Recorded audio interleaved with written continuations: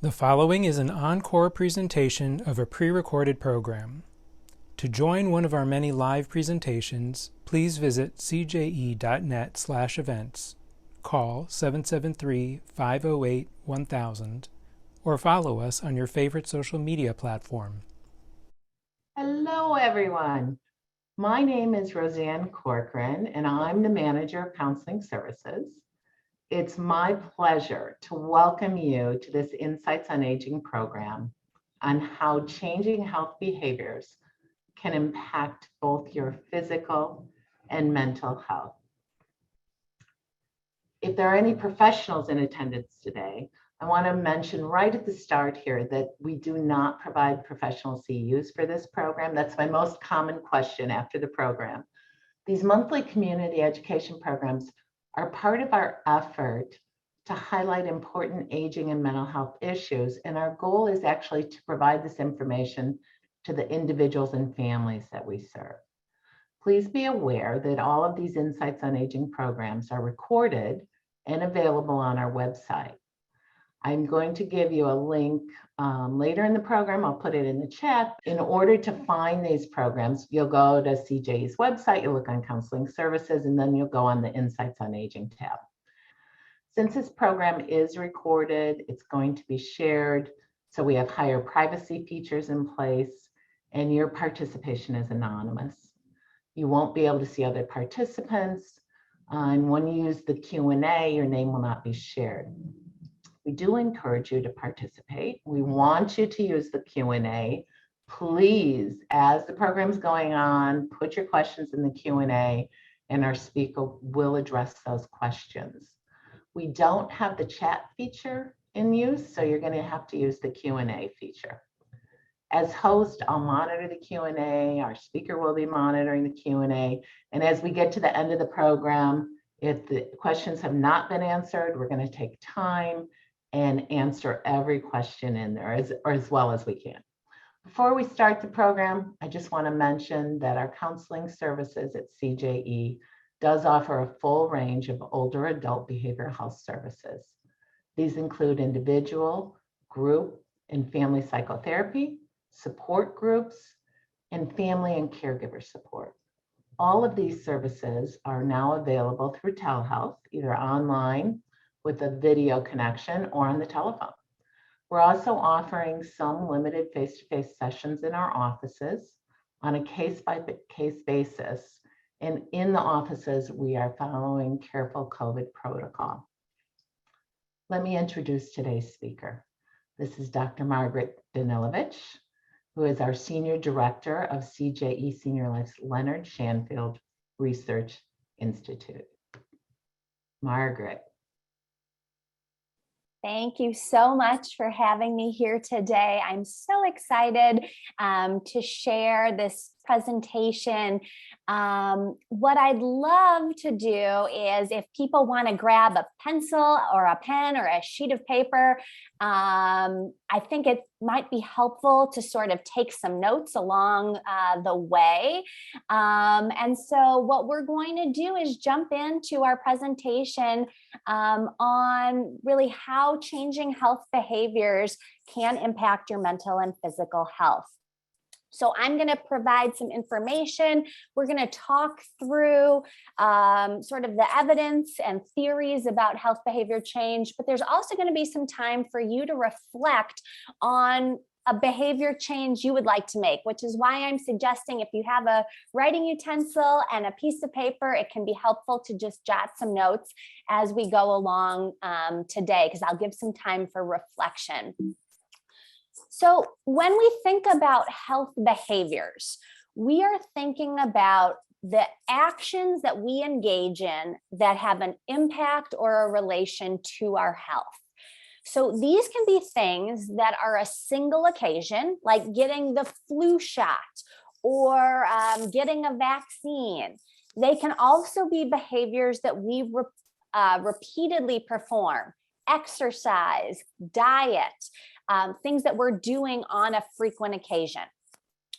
Health behaviors can not just be positive things. They can be health enhancing, So something like exercise or diet. They can be preventative, a vaccine, a shot, medication. But health behaviors can also be things that we engage in that are more risky behaviors. So maybe not wearing a seatbelt or engaging in things that might actually cause some health harms, or addictive behaviors. So substance abuse could be a health behavior that is maybe a negative and addictive behavior. So a lot of times we're thinking about health behaviors and associating them with a positive thing, but it really doesn't have to be positive. The health behaviors refer to any of these actions that we're engaging in. And when we think about behavior change, we're thinking about the differences in our behavior between a previous time point and a subsequent time point. So as we look over our lifespan, we could think about our health behaviors between the age of 20 and 30, between 40 and 60, between birth and end of life. So our behavior change isn't necessarily a solid state, or it's from this to this. It could have fluctuations within these time points. So like Nike says, just do it. Our health behaviors are kind of the it part. It's what we want to do. But the challenge really comes with the doing part. And we know through research and maybe our own life experience that changing behaviors and our habits is actually very hard. So like this picture says, my New Year's resolution was to lose weight. So far, I've lost my motivation to lose weight. We know that changing what we do, changing the behaviors that impact our health, is actually extremely challenging to do. Research shows that about 80% of New Year's resolutions fail by February 1. When we look at the literature on people that are newly exercising or starting a physical activity program, in the first 6 months, there's about a 50% dropout rate. And what's interesting is there's a study from 1984 by a researcher named Oldridge who found there was about a 50% dropout rate. And this study was replicated in 2020. And McEwen's research group also found there was about a 50% dropout rate. So over the course of these, nearly 40 years, with enhancements in technology, with better knowledge of the benefits of exercise and physical activity, we still see these very high dropout rates. And so really, I think what that is telling us is behavior change is really hard. And even with a lot of new tools out there, it is hard to change what we're doing. And so overall, we unfortunately know that the likelihood of attaining some of our health-related goals is rather low. And like the quote says, the best laid plans of mice and men often go awry. What our intentions are for our health behaviors do not often translate into actual behaviors. And so no matter how good our intentions are, no matter how positive the health behavior can be, our intentions don't always translate into actual behavior change. And so this cartoon provides a kind of joke on what we term the action intention gap or the behavior intention gap. That even with the best intentions ever, and what we know would be a super awesome, super wonderful outcome of engaging in this new behavior, there is this gap of what the cartoon says, blah, maybe later. It can be a gap of, I'm not sure how to execute. I'm not sure how to find the motivation. There is an enormous gap and in what our intentions and our outcomes are. So there's multiple factors that contribute to how we form our intentions for behavior change.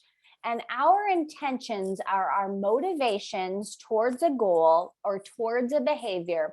And we can define our intention both in terms of the direction, we want to do something more or less, and the intensity, how strong our intentions are. The research would say that intentions are a top predictor for our behavior. So our intentions actually explain about 30 to 40% of the likelihood of completing a certain action. So the take home is really that the stronger our intentions, the more likely we are to actually engage in that behavior. One of the theories of how we actually translate our intention to behavior is called the theory of reasoned action and the theory of planned behavior. So we're going to walk through this model here. On the far right of the schematic, we have our behavior, the end result of what we want to do. We know that the likelihood of completing a behavior is driven by our intention to form the behavior. And our intention is really shaped by three primary things. One, our attitude.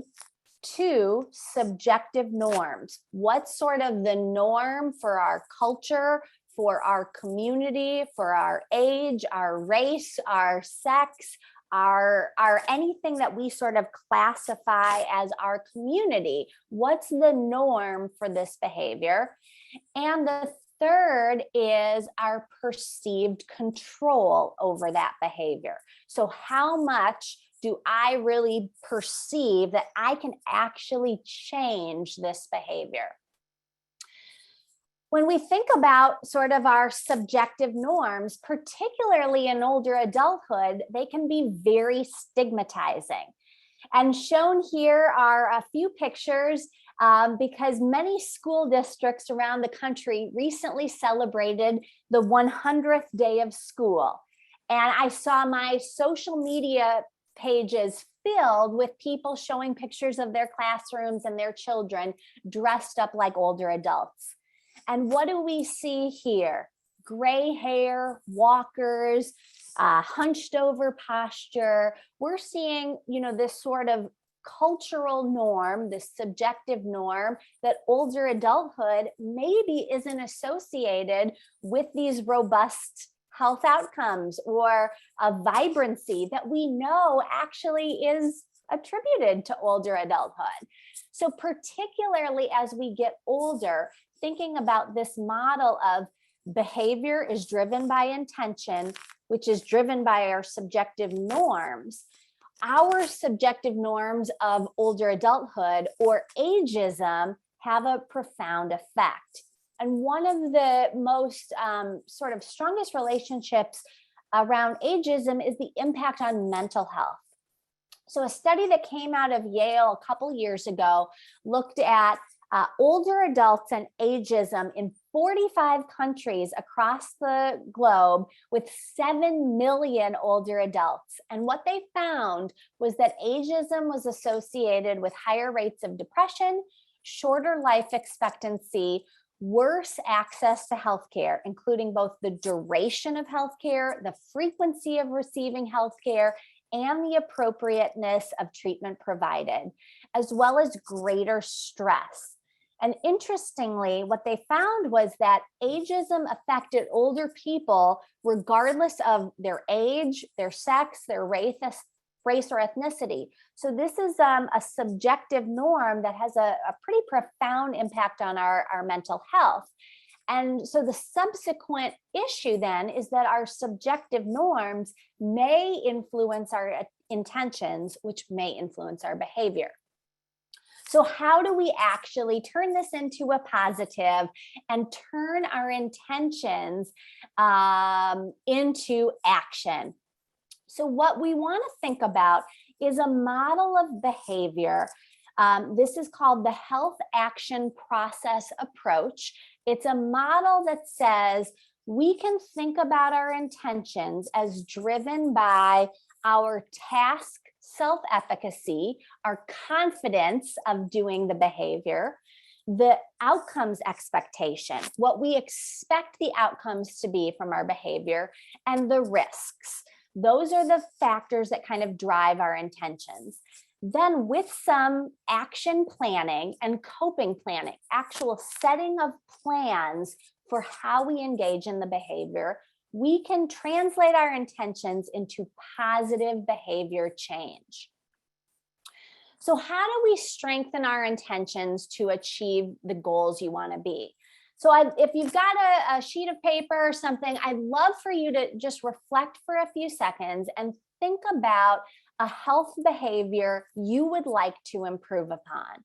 So this can be anything from, brushing your teeth to wearing a seatbelt to engaging in more exercise to eating vegetables to seeking counseling services if you're feeling the need for mental health services. So it really can be any sort of health behavior, medications, whatever you want to do. Think about something related to your health that you would like to improve upon. And so how do we first strengthen our intentions? So our task self-efficacy is our perceived capability to achieve that goal.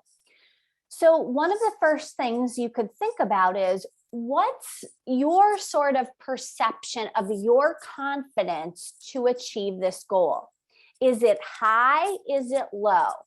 And the reason we focus in on this is because if people feel like they have lower self-efficacy or lower confidence to achieve this goal, our recommendation is actually to adjust your goal so you can be successful. Sometimes we think it's really positive to set these lofty goals, and in actuality, the research would say, let's set smaller, more attainable goals, and really think about, how can you match the goal for where your confidence is? So the example I often use is, I'm not a runner. So if my goal was to go out and run the marathon, I would say my self-efficacy is actually very low because I don't run at all. So if I tried that goal, I would fail. I would probably not be successful. So rather than set myself up for failure, we want to adjust our goal down. The second part we want to think about to strengthen our intentions is to think about our outcome expectations. What are the subsequent outcomes that you are going to have from engaging in this behavior? These can be both positive and negative. So the exercise to identify our outcome expectations is to think about creating an if-then statement. So if I engage in this new behavior, then what is going to happen? If I engage in seeking mental health services, then my anxiety may go down. If I engage in eating more vegetables in my diet, then I might actually lose time because I need to go to the grocery store, prepare the vegetables, cook them. It can be both positive and negative. But part of our intention here in strengthening our intentions is to really identify all of those outcomes that can occur, because this can really actually serve as sort of a resource when our motivation dips to look back and say, okay, if I do this behavior, here's what I'm going to get as the outcome. And then our risk perception. And we want to think about risk perception in terms of the quality and quantity of the severity and the vulnerability to the health threat. And part of the reason we want to think about this is a lot of the time our behavior change doesn't occur because we jump into a new behavior. This is why most New Year's resolutions fail. We don't do the planning necessary to really think through all of the elements of behavior change. So risk perception, I think a great example of how we think about risk perception is in like getting a vaccine or a flu shot or anything like that. So we come down to thinking about how vulnerable are we to this condition, low or high, And then if I were to get this condition, what would the severity be? Low or high? And so the table on the right of the slide here shows how we can find what square we would exist in for our health behavior. High vulnerability, high severity, low vulnerability, low severity. They're going to have very different actions that we may engage in depending on how we feel about this. So the exercise here is to really think about your perception of vulnerability, your perception of severity to the behavior you want to engage in. Figure out where you sort of exist on this table, because it'll give you insight into what's driving your behaviors. So as we're thinking about kind of, again, moving from intention to behavior change, the HAPA model here says this: task self-efficacy, outcome expectations, and our risk are what drive our intention. What drives our intention to action is related to our maintenance self-efficacy, or also called our coping self-efficacy, and our recovery self-efficacy. So coping self-efficacy is defined as our confidence in the ability to deal with barriers that arise as we're trying to make this behavior change. Our recovery self-efficacy is saying this is our confidence in our ability to deal with setbacks. So how we want to think about improving our coping or maintenance self-efficacy and recovering self-efficacy is, again, more planning. So we'll take a second for reflection here to think about coping self-efficacy. And coping self-efficacy is really thinking about what are the barriers for you to engage in your health behavior, and what's the plan to overcome the barriers when they occur. And notice that when is underlined, because often we think that, oh, I'm going to engage in this behavior, I'm going to do it, the Nike model, just do it.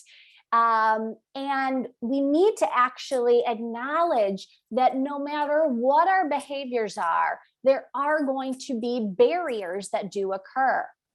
So take a moment for yourself and think about perhaps some of the barriers that may exist for you in the health behavior you want to engage in.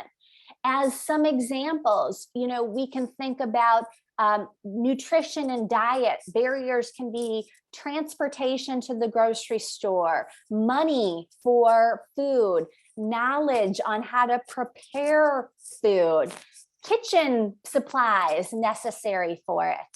I think to myself, a health behavior I have is brushing my teeth.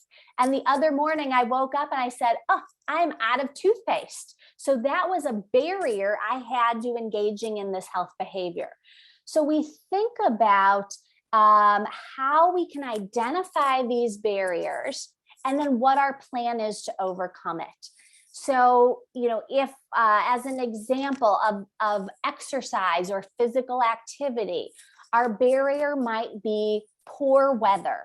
So our plan to overcome this barrier would be to figure out a place where you might be able to go for a walk that's indoors, or identifying a exercise class on YouTube or Zoom that could be done indoors when the weather is poor.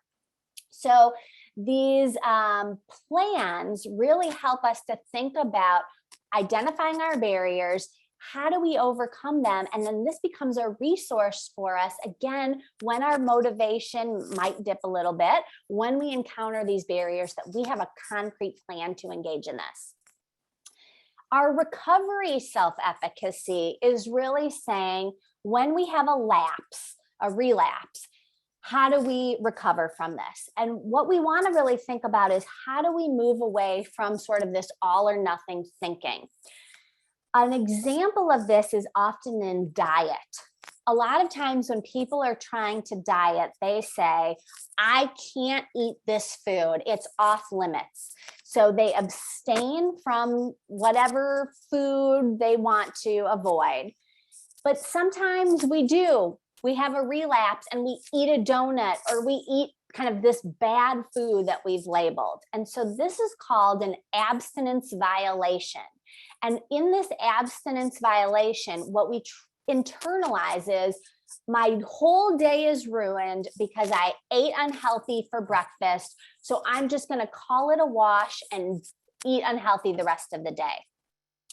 And what we want to actually shift our mindset into is identifying a plan for if I have a relapse, if I eat unhealthy at a meal, what can I do to ensure that I get back on track at the next meal? And so really putting into practice is building these plans so that you have them as concrete resources as you are engaging in this behavior. And the important piece of this is that failure to reach our goals actually does impact our mental health. So we can think broadly about goals being either promotion or performance goals or prevention goals. Promotion or performance goals are things that we want to do that are sort of aspirational, our hopes, our ideals. And our prevention goals are things that are more driven by our obligations, or we feel a duty to do this. So an example might be something like work. There are people who are driven in their work by performance and promotion goals. They have a goal to be the head of a business. There's also people that are driven in their work by prevention goals. They feel that it's their obligation or their duty to be a good employee. And the research would show that the failure to achieve some of our performance goals actually really leads to these feelings of sadness, partly because we sort of put our performance goals with our identity. And our prevention goal, when we don't achieve those prevention goals, it actually creates a sense of anxiety. And we can individually categorize goals as more promotion or prevention, sort of depending on one's personality. And the kind of important piece is that these acute feelings that happen when we don't reach our goals actually can translate into chronic states that impact our mental health. So while this sounds like bad news, the message here is actually a positive. We don't want to just set ourselves up for failure by putting these goals that are maybe too lofty or too out of reach. We can have a much better boost to our mental health by setting goals that are more attainable and more reachable. And that's actually what is going to help drive better feelings of achievement and positive mental health. So it's really about goal setting and setting the right level of goal to drive improvements in our mental health. And the reason we really want to focus on this is because shame can actually be harmful to our mental health. When we don't achieve our goals, it can be very painful. We can sort of have these feelings of unworthiness. And this sort of shame cycle actually can lead to some sort of self-defeating behaviors and health problems and poor mental health. So the take home here is really for people to think about the goals that we are setting for our health and make sure our goals are in line and smaller than we actually think, cutting our goals way down from those lofty goals so that we do achieve them and we have those positive mental health benefits. Oftentimes, we are very much focused on setting a goal for an outcome, not a behavior. So if you were jotting down a behavior that you want to change about your health, take a look at it and see if it is more of an outcome or a behavior. So something like my goal is to lose 50 pounds is actually really an outcome goal. That's what we want to have achieved. And it doesn't outline actually the behaviors that we'll need to achieve that goal. So diet and exercise. So for the best, kind of most successful goal setting, we actually really want to set our goals around the behaviors we want to engage in. So if your goal is, I want to feel less stressed, that actually is more of an outcome. The behavior we might want is, I want to engage in mindfulness practice, or I want to engage in yoga 3 times a week. So for success, we want to shift our goal setting to be focused around our behaviors rather than the outcome we wish to achieve. And the way we can do this is by creating an action plan. So in creating an action plan, we want to focus on the desired behavior as our goal versus the outcome. So it's not, I want to lose weight, it's I want to exercise and eat a certain diet. It's not, I want to be less anxious, it's I want to engage in coping strategies with when I feel anxiety creeping on. So it's really focused on being behavior driven. And we want to link our behavior with intention. So we can make our behavioral goals in the form of, I intend to engage in whatever behavior. And this seems kind of like a silly thing, but the research would show that writing these statements as intentions, I intend to engage, actually forms sort of a behavioral contract with ourselves, which increases our commitment. So the very act of putting our goal into this statement, I intend to do whatever, and writing it down actually increases the likelihood that you will engage in that healthy behavior. So our action plan is going to look like this. At the top, we want to think about what is the specific behavior you wish to engage in. And again, we want to focus on the behavior versus the outcome, and we want to make it as specific as possible, and importantly, attainable and realistic. I encourage people to really think about starting small. This is another reason why sort of our New Year's resolutions fail. People often have very lofty goals or lofty things they want to change, and it's just a lot to change all at once. And so that then leads to us not attaining our goals and feeling kind of bad about ourselves for not achieving this. So make your behavioral goal sort of like the next step up from what you're doing. Then we start this process of planning. If you engage in this behavior, what will happen? So if I engage in mindfulness activities 10 minutes a day, 7 days a week, I will feel less stressed, less anxious. I will also have 10 minutes less time for other things during the day. That's maybe another outcome expectation, but we want to start to layer these out. If I do this, then this will happen. We can think about too, if I don't engage in this behavior, what will happen? So if I'm feeling very depressed and I say to myself, I need to engage in getting out of bed in the morning before 10 a.m. Like that's the specific behavior I want to engage in. We can think about, well, if I don't engage in this behavior, what are the consequences of not engaging? And then our action plans really build around the specifics. And the research here shows that the more detailed and more specific our action plans are, the greater it strengthens our likelihood of achieving our goals. So we think about, how will we engage in the behavior? Where will you engage in the behavior? Who will you do it with? When will you engage in the behavior? So often exercise is used as an example for this. So we can think about, how will I do it? Is it walking? Is it going to a class on Zoom? Is it going to a fitness facility? Where am I going to do it? If I'm doing it at home, is it in my kitchen, my bedroom? Really getting that level of detail. Who am I doing it with? Do I have sort of an accountability partner? When am I going to do it? So actually writing out your action plan to the level of detail of, at 11:30, I will do this exercise class on Zoom with my friends, really helps solidify our plans.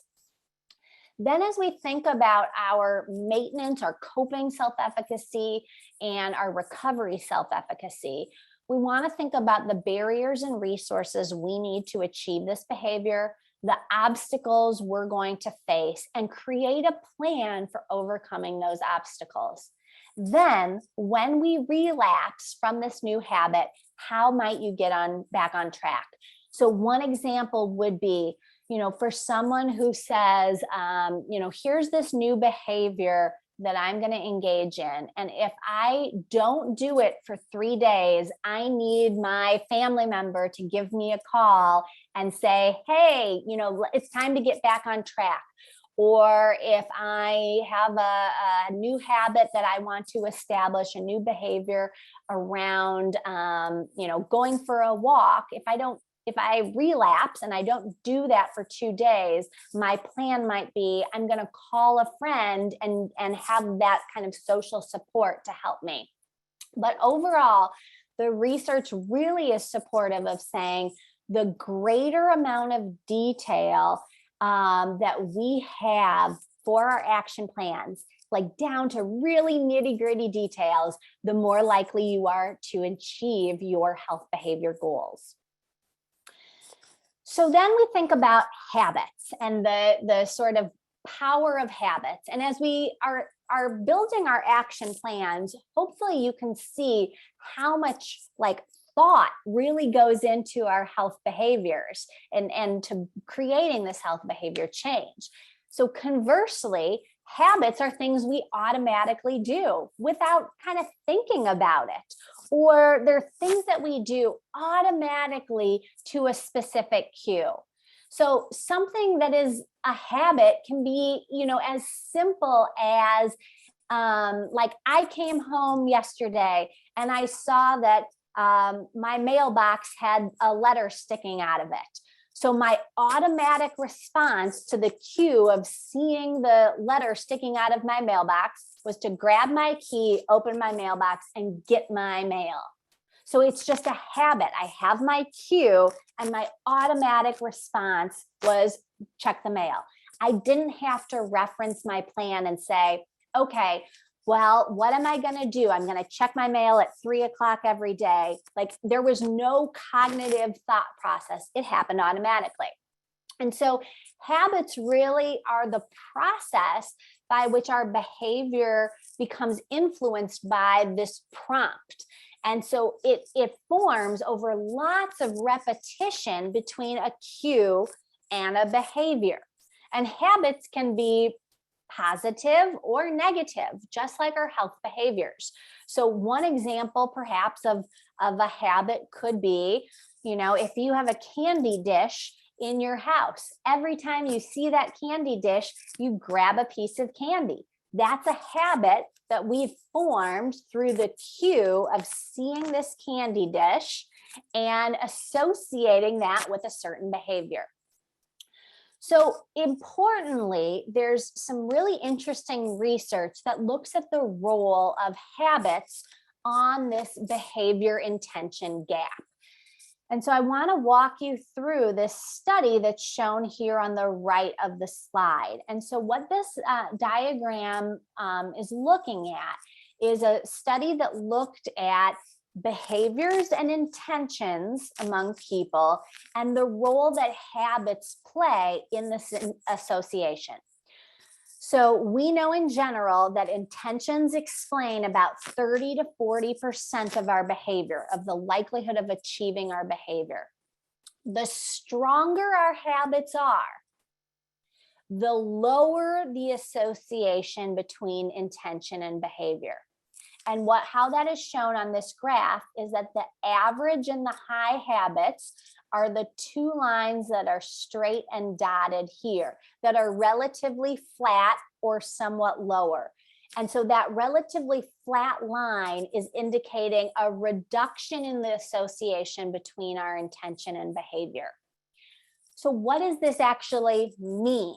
It means that as our habit goes up, we're in the habit of doing something, even when we don't intend to engage in the behavior, we do it out of habit.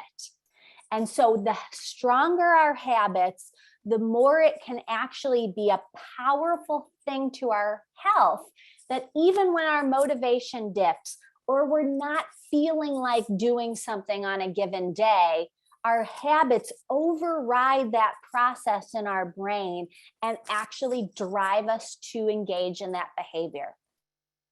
So if our behavior is engaging in mindfulness because we want to reduce our levels of stress and anxiety, there will be days when you don't intend to engage in mindfulness, where you feel like, oh, I'm just not up to it today. But if we have that stronger habit, that will actually drive us to engage in our mindfulness exercise, even when we don't feel like it. And what the graph shows in this red line is people that have low levels of habit. And so when they have low levels of habit, the actual association between intention and behavior is really high, meaning when we haven't formed that habit yet, we have to be very strong in our intentions to engage in behavior. We have to really think about it because we don't have the habit there. So how can we then really think about our habits? The benefits here are that it really reduces our cognitive demand. So when we're forming a new habit, we have to think about it a lot. We have to put a lot of attention to it. We have to remember to do it. It takes a lot of brain power. So habits are really powerful because it reduces that load on our brain. And shown in the graph here, habits also help push us through when our motivation is lower. So how do we form new habits? Well, one of the kind of first ways that we can do is to pair sort of the desire we want to do with a context, with a cue. So one of the ways we could think about this is putting our, exercise bike next to our TV, so that when I go to watch TV, I see my bike there and I say, okay, I'm going to ride my bike while I exercise. And so pairing sort of what you want to do with the context. Another example might be, I want to go for a walk after lunch. And so before lunch, I'm going to put out my walking shoes so that I see them. I have that cue. I finish my lunch, I clean up, and I see my shoes, and that's my prompt to do that behavior. That's much more effective than like writing yourself a reminder that you sort of can ignore.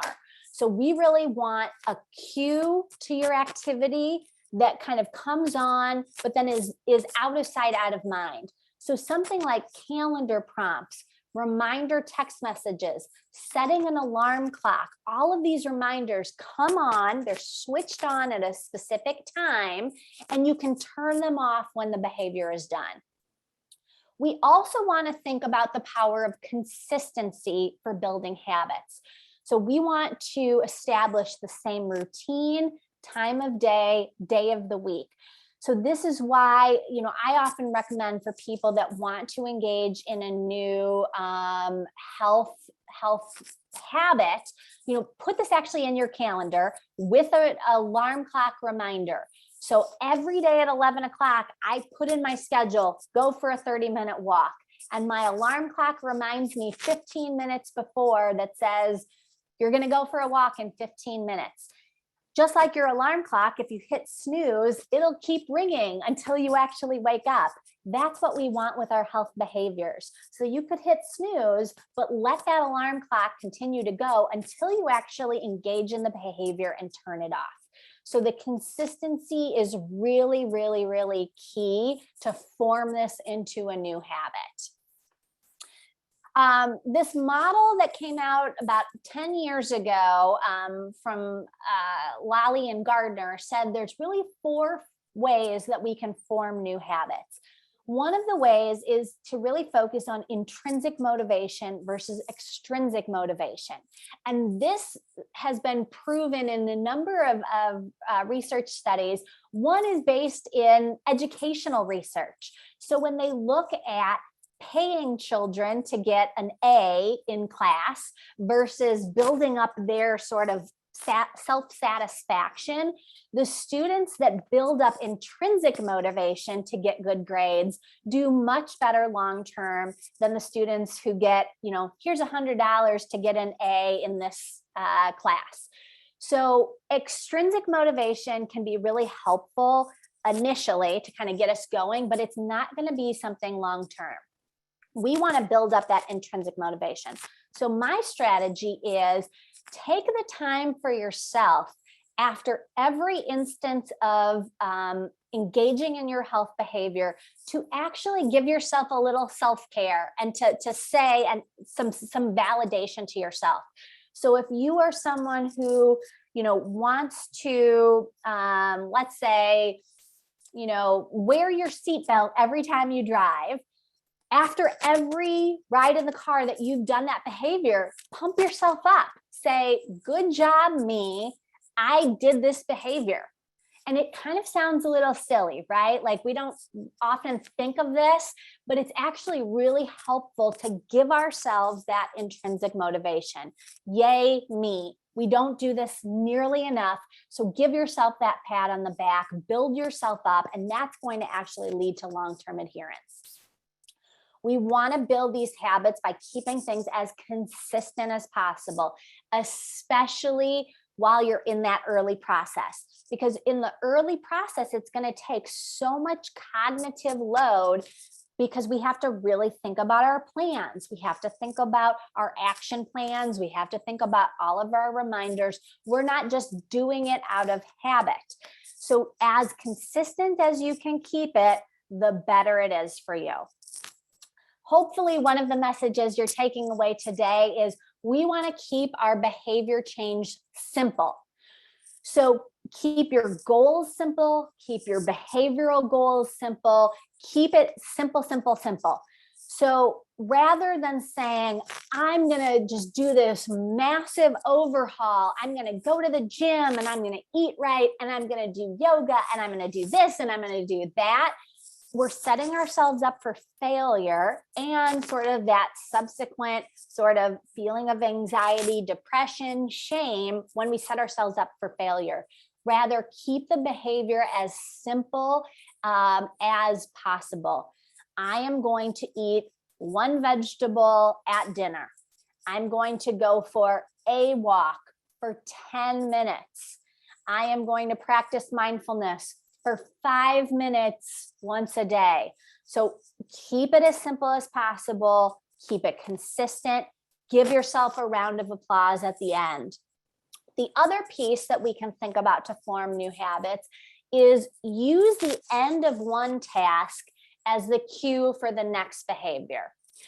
So in their research, what they showed was that, when we go through steps of any behavior, it's much easier to form a habit when we insert the new behavior at the end of one behavior rather than in the middle.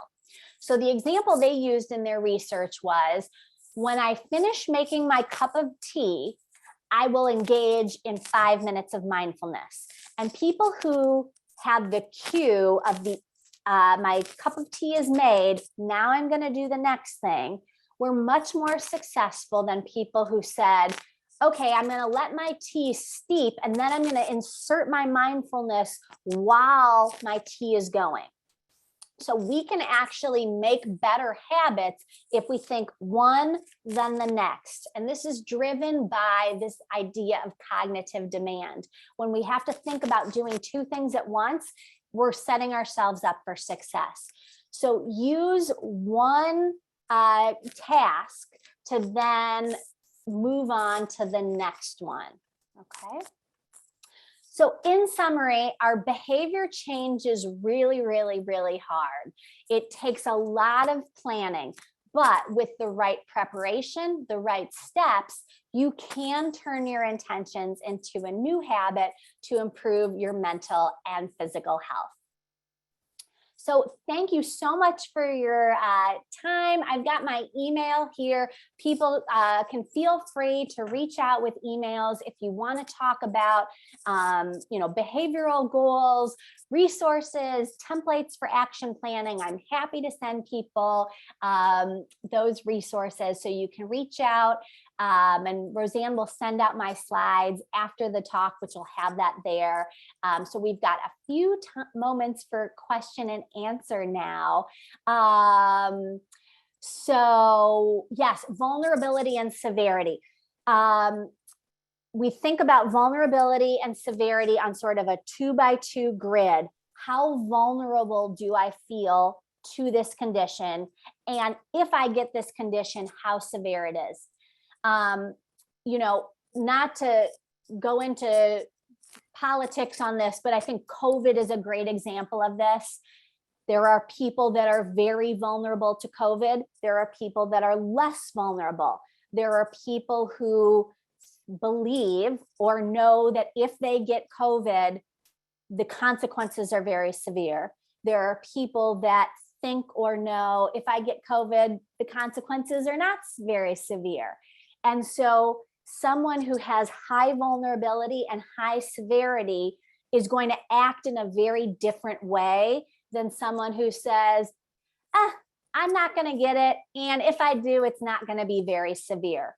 So the way we want to use that sort of framework is to think about where we fall in that vulnerability severity kind of matrix, to help better understand what's driving our behaviors, but also to sort of validate, like, am I really thinking about this behavior in the right way? Like, have I really thought through the consequences of this behavior change?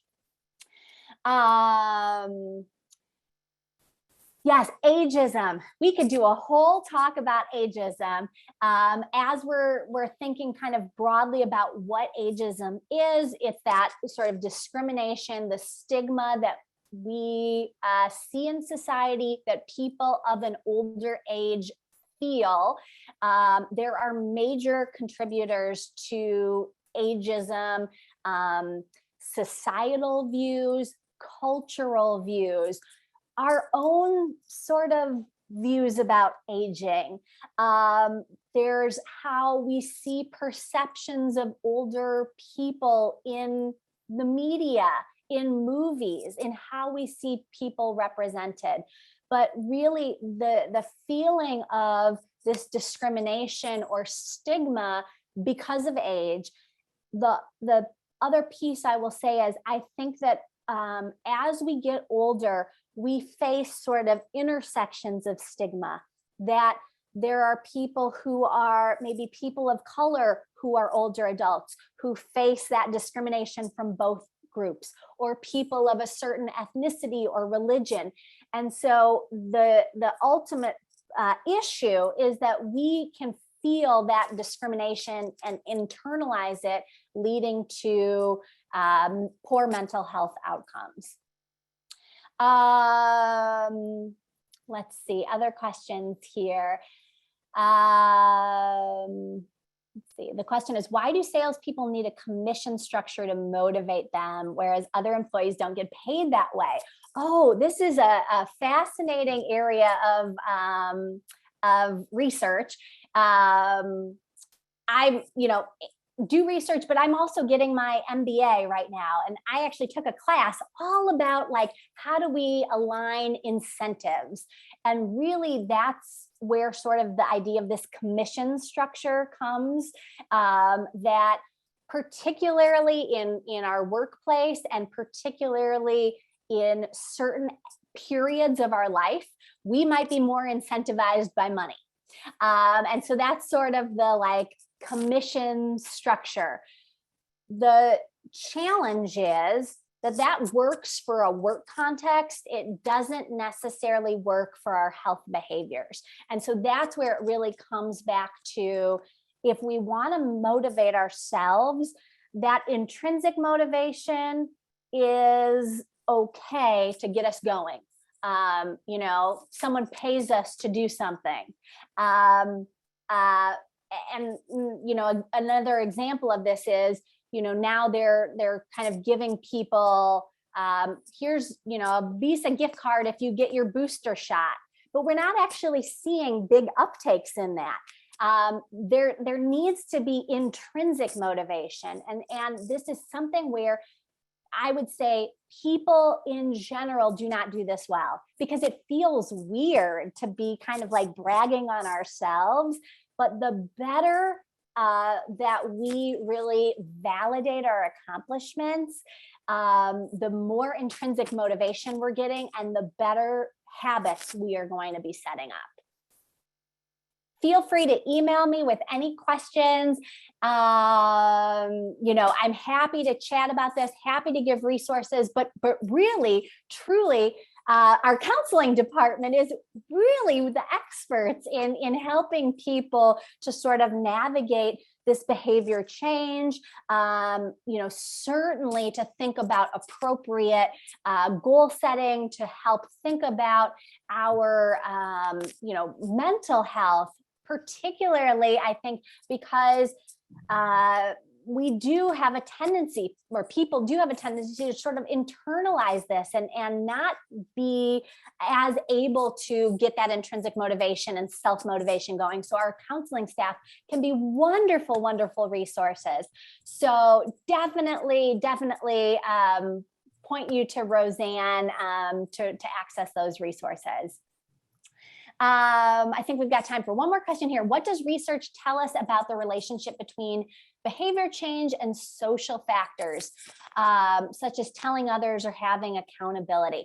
Excellent question. So the theory sort of underlying this is the theory of social support, meaning the more people we have sort of supporting our behavior change, the more accountability we have, the better it is. However, this is with a caveat, right? Because you can imagine the person who says, well, my health behavior is, or the health outcome I want is, I want to lose weight. And I'm going to tell everybody. And then when it doesn't happen, how painful that can feel. Or also thinking about sort of what your social support is, because you don't want social support that nags you every single time you have a relapse. So social support is very powerful, but it's got to be the right social support. So again, I direct people to our counseling team, because I think that family dynamics are challenging, right? And so navigating some of that is really, really hard. And so our counseling staff is really positioned very well to help people sort of deal with those difficult social support dynamics that you may encounter in life, because certainly our networks can be positive, but they can also maybe not help us reach our behavior goals. Wow, great conversation, Margaret. And I agree so much of what you were talking about today is exactly what's happening in therapy. Trying to find attainable goals, trying to make these reasonable, to build in changes in one's life. It's not easy. And the smaller we make these goals, the more reasonable, the more reminders we build in, the more we can partner. And sometimes it can be that therapist in a weekly session, or it can be in a support group where people are getting the reinforcement. The other question about how to contact you, people are going to get that information in the follow-up email. The whole PowerPoint presentation will be in there. We'll have Margaret's contact information. We'll have my contact information. So that is going to be available for sure. And we just want to thank Margaret for being with us today. Always such an interesting speaker with so much information. For everyone who is on the program today, know that you'll get a follow-up email. You'll get a recording of the program. But also, as you're leaving the program today, you're going to be asked to complete a survey. If you click on the link that pops up, it's going to take you to a survey, a questionnaire. We want your feedback for the program. We want ideas for future Insights on Aging programs. Look for that email with today's presentation and with a link to the recording of this, if you want to share it with someone, if you want to watch it. As well, all of our programs are recorded and on our CJE SeniorLife webpage, on our Counseling Services page, Insights on Aging. There's a tab, you can get to it there. Our next Insights on Aging program is on March 11th. Nina Henry is going to talk to us. Nina's from JCFS Chicago. She's going to talk to us about how we make good decisions about the medication that we take. Thank you all for being with us today. Thank you, Margaret, for the wonderful presentation. I hope everyone takes care and is well. We'll see you next month.